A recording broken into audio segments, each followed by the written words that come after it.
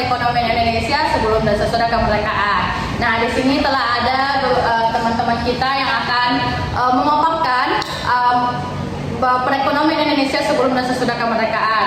Ada Siti Zahara, ada Triasa Putri, ada Davina, dan ada Ilham Ariska. Nah, sebelumnya kita mau bertanya nih kepada Triasa Putri terkait perekonomian Indonesia pada masa kolonial Belanda dan Jepang. Kepada Tria, bagaimana sih menurut Tria perekonomian Indonesia sebelum pada kolonial Belanda dan Jepang?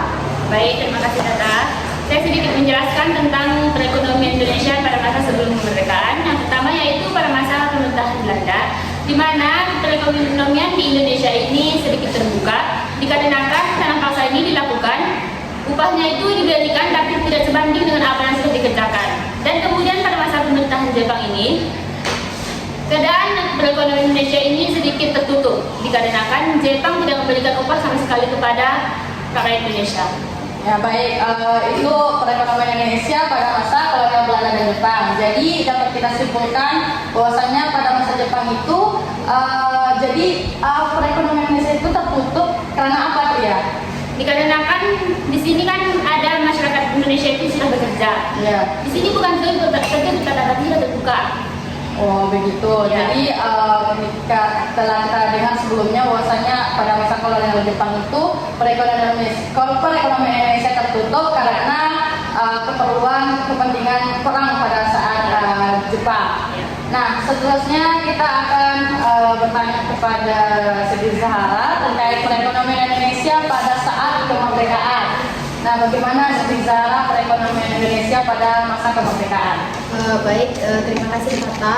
Di sini pada masa sesudah kemerdekaan,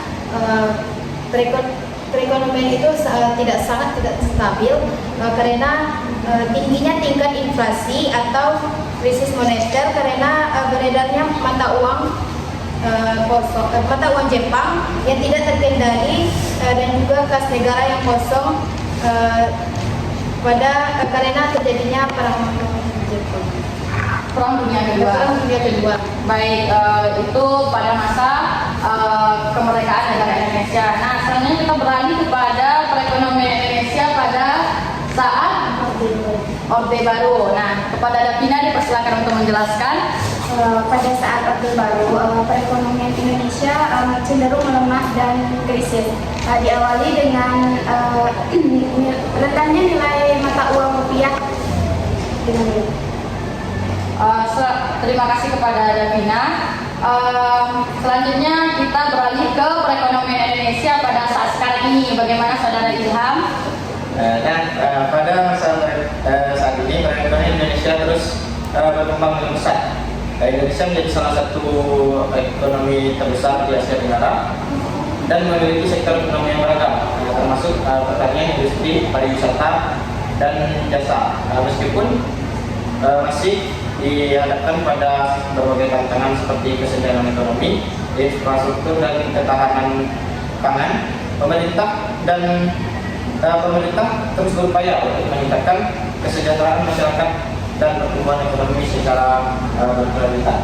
Baik, itu teman-teman sekilas tentang perekonomian Indonesia sebelum dan sesudah kemerdekaan. Jadi dapat kita simpulkan perekonomian Indonesia sebelum dan sesudah kemerdekaan ini terus mengalami masa surut dan naiknya karena pada masa kolonial Belanda Jepang menguasai Indonesia dan Belanda juga itu perekonomian Indonesia sangat terbuka tetapi menyengsarakan rakyat, begitu juga sebaliknya. Tetapi pada masa sekarang perekonomian Indonesia sangat bisa dikatakan mengalami kemajuan yang sangat pesat. Mungkin itu saja materi dari kelompok kami. Kalau ada kata yang salah mohon dimaafkan. Assalamualaikum warahmatullahi wabarakatuh.